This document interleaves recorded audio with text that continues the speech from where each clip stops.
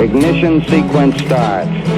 6, 5, 4, 3, 2, 1, 0. Liftoff. We have a liftoff.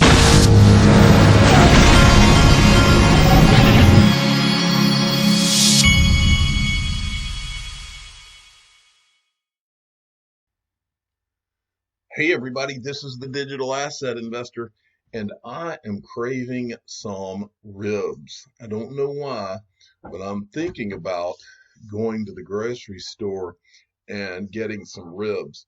Now, for those of you that don't know, there's a thing that YouTube has, and it's called YouTube Stories. Yeah, I think you can only see my YouTube stories if you're looking at the YouTube app on your phone. But I've been adding stories that they're like short videos of me cooking, or you might see one of my sons hitting baseballs or that type of thing. But it's little short clips that I've started to add to my YouTube channel. And I believe you can only see it from your phone. You may see me cooking some ribs later today. I don't know yet, but I'm thinking about it. Excuse me. All right. This is from Cryptopolis, more about this disaster of an economy, about what is and what is coming.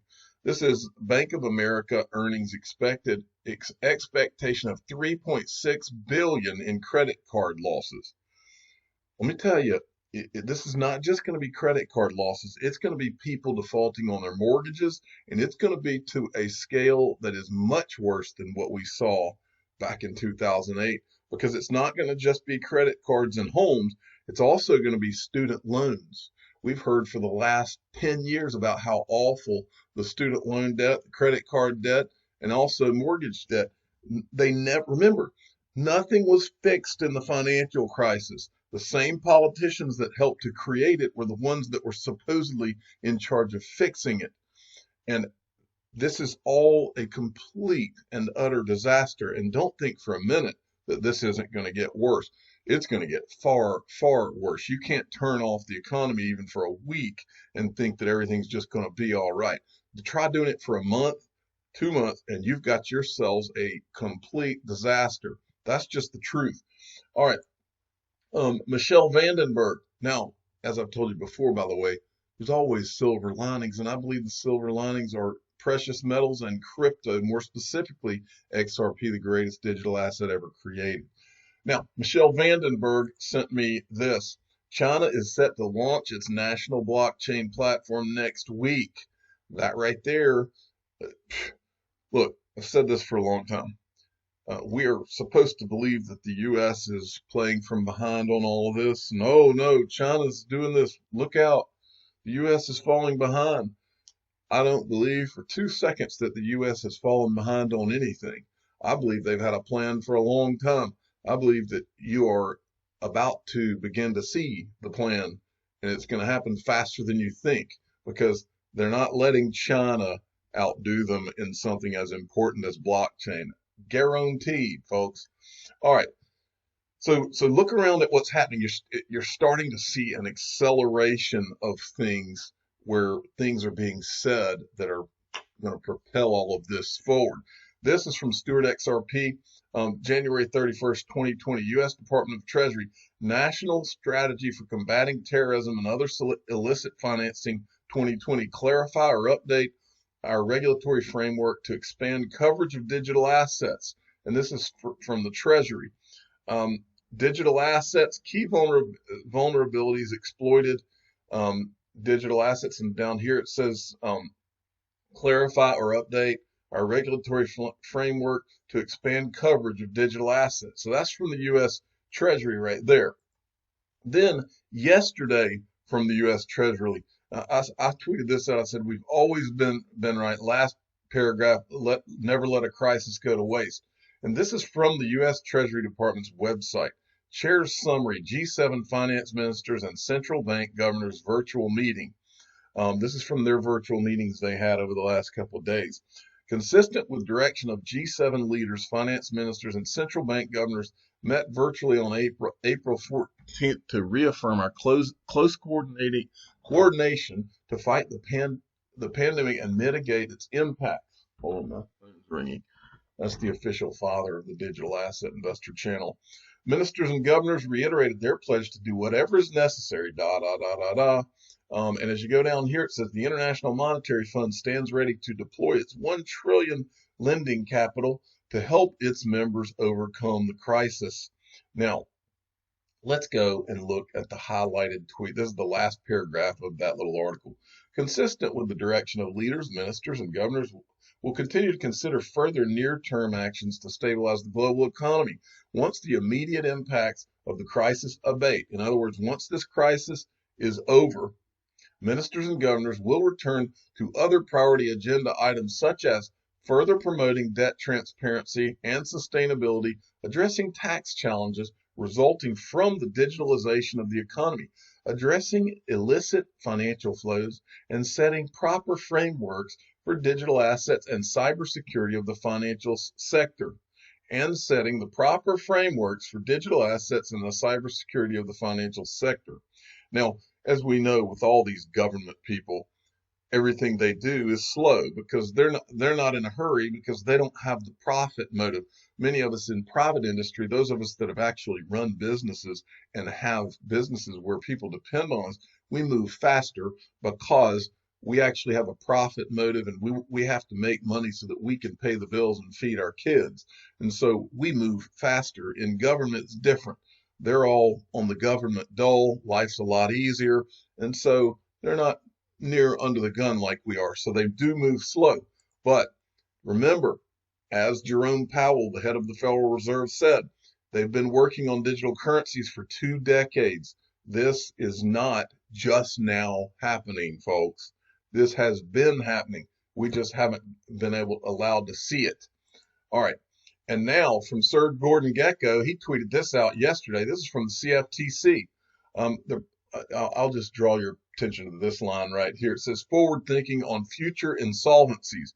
In addition, the proposal would acknowledge digital assets as a physically deliverable asset class in light of the listing of a number of physically delivered virtual currency derivatives contracts. You see where all this is going, folks? I mean, come on. All right. And then there was this. This is an old tweet. This is from back November 14th, 2018, but I thought it was interesting to bring to your attention from Digital Nomad Investor. The people at the global level are multiple steps and years ahead of what they put out to the public.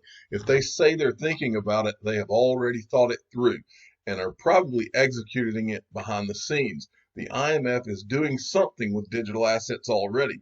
Now, this is a tweet where he says, hello, Jim. He's talking to Jim Rickards. Christine Lagarde of the IMF said she can see digital asset coupled with the SDR in the future. What is your opinion on that happening? Jim Rickards replies to him and says, it will happen, but it will be controlled by the IMF, not a bunch of freelance devs. And then he thanks him for the reply. But then he shows a slide, and I showed you this slide a few weeks ago. Endgame, the demise of the U.S. dollar is the benchmark global currency or global reserve. U.S. success in financial warfare had led to backlash and concerted effort to dilute U.S. power. Russia and China building alternate payment systems, including crypto blockchains, IMF promoting a new world money called the special drawing right, permissioned Hyperledger Fabric version 1.0 released July 2017, Linux Foundation, a new gold-backed currency, gold-backed SDR or crypto SDR is possible. BRICS plus V have IMF veto power today. You can kind of, when you put everything together, you can kind of form a bit of a picture. XRP Bart sent me this. This is just a side note here. Sources told Financial Times that, and this is Mark Andreessen's venture capital firm, A16Z, that is also invested in Ripple, is raising another crypto fund reportedly targeted at $450 million. In other words, folks, as I've always said, follow the money. Don't, as Glenn Hutchins says, the crypto prices are a distraction. This is the type of stuff that matters. Follow the money. Where are they putting the money? Well, they're investing it in crypto for a reason. These guys know things we don't know. Fiat Leak, does that smash the all-time XRP volume record on Fiat Leak? Anyone seen it go above 32 million? And they're showing right here where it's at 32.6 million. And this is from Fiat Leak. to put this in perspective, let's look at Fiat Leak right now. We're at 1.2 million right now. And in their clip, it had gone to over 30 million in volume. Who knows what that's about? All right. Now this is Bank for International Settlements. And when you think of Bank for International Settlements, you need to think of it as the central bank that sits on top of all other central banks, like the central bank that all of them report to, kind of is how I think of it. Joint Committee on Payments and Market Infrastructures and World Bank report lays out possible ways to use recent fintech developments in payments to promote access to transaction accounts. I just wanted to show you this graphic. Central bank digital currencies, instant payments, distributed ledger technologies, digital ID. So anyway, you can kind of, and like we just showed there earlier, if these guys are talking about it now, they've been planning these things for years. Okay, now I ran into, I was doing some research and I ran into, anytime I run into a Miguel Maia video that I have not seen, this is an old one, a lot of you have probably seen it, but I had not seen it, and so I started listening to it and I found an interesting clip. Here we are, as we sit here in this, not just global financial crisis, but specifically the great global liquidity crisis. It's important that we go back and show you a few videos from people at Ripple. Okay, so here is Miguel Maia, the head of XRP markets, who came from the CME group, which invested in Ripple. Money in order to pay it out. I can't in real time get Indian rupee from Brazil. With the banking system, the way it's structured, you can't do that today. And that's a problem. It's a problem because you have to manage the account, so operationally that's expensive. The banks where you hold the correspondent Nostra Vostra accounts, they're going to charge you for that. They're going to charge you for the liquidity if they're lending it to you, and if you have funds there, they're just sitting there. So we've seen numbers as high as $27 trillion a year sit in Nostra Vostra accounts and nobody uses them. So just think about that for a second. If you have $27 trillion sitting there not being used, it's an incredible amount of capital that's not getting put to work. Right? Incredibly inefficient. We think XRP can be a solution for that. So instead of that flow that I described where you're sending money from Brazil to India using the corresponding banks, what you could do is just take your Brazilian real, buy XRP, move it to India, sell the XRP in India for Indian rupee, and then pay out locally. You could do that in 30 seconds, 90 seconds. That would simplify your flow simply because now you're only bridging through one asset. But really what you'd be doing is you'd be sourcing liquidity in real time in a way that you couldn't do before. And the magic comes from the fact that XRP does a few things really, really well, which we'll talk about in a little bit. Now, I believe in that clip, I'll get back to the beginning of it here. I think he said there's approximately $27 trillion. Let me see if he said that at the beginning. I missed it. Waiting for a payment to be funded, or I have to have a bank who's willing to lend me that money in order to pay it out. I can't in real time get Indian rupee from Brazil. With the banking system, the way it's structured, you can't do that today. And that's a problem. Okay, it looks like I pulled the wrong clip as far as that goes. But he says in this presentation that it frees up, there's basically 27 trillion in Nostro and Vostro accounts around the world. But this addresses the same point. And that's what XRP helps in, is this particular problem.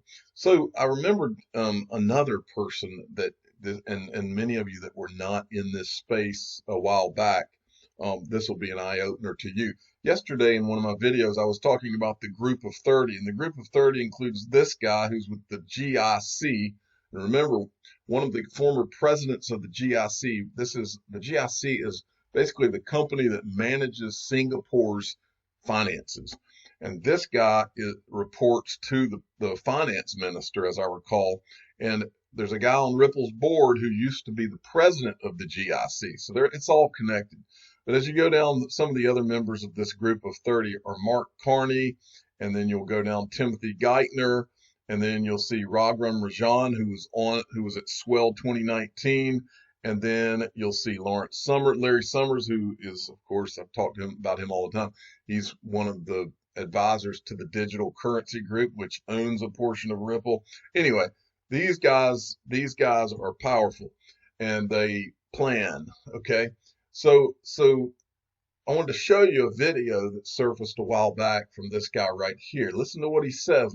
Words mean things, folks. Listen to what he says. In his presentation about country platforms, very interesting. It was a proposal that was agreed to by the US, by China, by Japan, by the Europeans, and by almost everyone in the emerging world. It was a proposal that involves everyone making some adjustments, because it was about a level playing field of global, regional, and bilateral actors in each developing country. And the common interest they all have is that it will enable them to mobilize a lot more private capital. And if you mobilize a lot more private capital, each of you is more likely to succeed in your own bridge or railway line or power station. That sounds a lot familiar. And then, so this led me to going, I went and dug up an old Brad Garlinghouse video where he's talking about the same stuff. Listen from here. Messaging system are profound. More importantly, I think, is how liquidity, and today, as many in the fintech community know, banks pre-fund accounts. There's almost $10 trillion parked as pre-funded accounts around the world, such that banks can then debit and credit and make those cross-border flows work. We have a product that allows banks and allows financial institutions, payment providers, to not pre-fund, thus making that trillions of dollars more active. And we think by doing this, we really do accelerate the global engine of commerce in a way that is good for corporate, is also good for consumers at the remittance level. And I think truly one of the things we think about at Ripple is some of the populations that are most kind of penalized by the dynamics of remittance costs are those that can least afford it. So when I look at what's going on in ASEAN, I think we have seen, and certainly here in Singapore, we've seen leadership, and I think we're going to continue to see that over the coming 12 months because this is a market where there is more clarity from a regulatory point of view, as Ross was articulating. Okay, so there's a couple of things mentioned. He mentioned Singapore for one thing, but he's talking about freeing up that money. He used a figure of 10 trillion. I've heard them use anywhere from a figure of 10 trillion on up to you name it. But it's somewhere in the trillions. That's really the important point. Now, again, this is back to Miguel Valles here.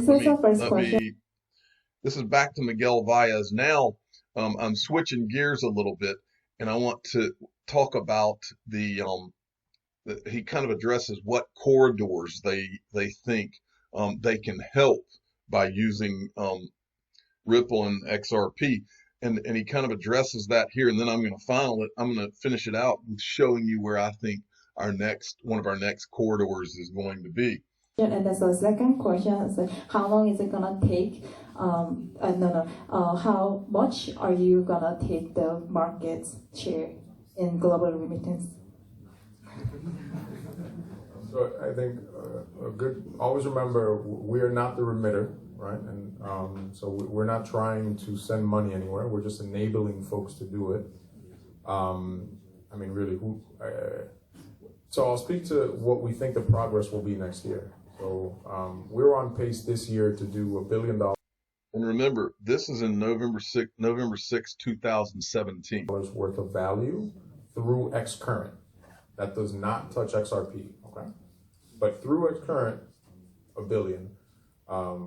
If everything goes great next year, we'd love to have $100 billion worth of value through that system. Okay?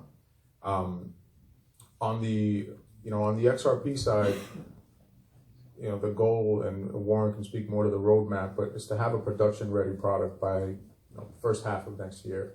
We're sending live money every day, all day to that Mexico corridor, and then repeating that process over and over again. One of the reasons we're here in Asia for the next 2 weeks is to do homework about what's the next corridor.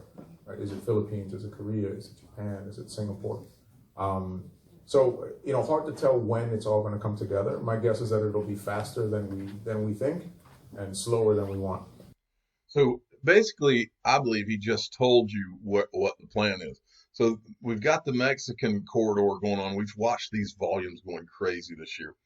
It's Philippines, it's Singapore, it's Japan, and it's Korea. Those four are the corridors that we're talking about next. I believe it's going to be Singapore, and I'm going to show you why here in a second. But first, I want to show you this because one thing that he and Brad Garlinghouse have said a lot is that XRP is not going to benefit like a US dollar European corridor because that's already taken care of. And Brad Garlinghouse is going to say something to that effect in this next clip. It's going to be one of those four, and I believe it's going to be Singapore, and I believe it's going to happen sooner rather than later. So watch this. This is Brad Garlinghouse right here. Just to boil that down a little bit, it's faster, it's cheaper, and so a little bit like, why wouldn't someone use it? And to your point, I don't think JP Morgan Chase, they're one of the largest liquidity providers on the planet. Citibank's one of the largest liquidity providers on the planet. So do I think, for a dollar yen, dollar euro, no. But, look, if you go talk to a lot of banks around the world, they're paying Citibank for liquidity. They're paying JPM for liquidity. And if they can then use a product like XRapid to fund real-time liquidity into, let's say, the Philippines, into Brazil, that's a big shift for them in a very positive way. Brazil is the one I forgot to mention. So Brazil, Philippines, Japan, Singapore, and Korea. That's five right there. And you watch, mark my words, you're going to see probably Singapore light up first, but that's what it's about. Or Japan is, if you see Japan light up, then you're going to know it's on like Donkey Kong. But the reason I think Singapore is this tweet right here. I showed you this guy yesterday. This guy is the CTO director of SBI Ripple Asia. He says Ripple and XRP gaining trust for their faster and easier remittance solutions now allowed to operate in Singapore license-free. In the latest, the Singapore Monetary Authority has granted license-free operations reward to Ripple for its seamless and tamper-proof. And this was tweeted just yesterday. I'm the digital asset investor. I'm not an investment advisor. This is for entertainment purposes only. Please subscribe and hit the like button and tell your friends and family that more corridors are coming, and you're going to see this thing light up like a Christmas tree, and it will be on like Donkey Kong. Thank you for listening.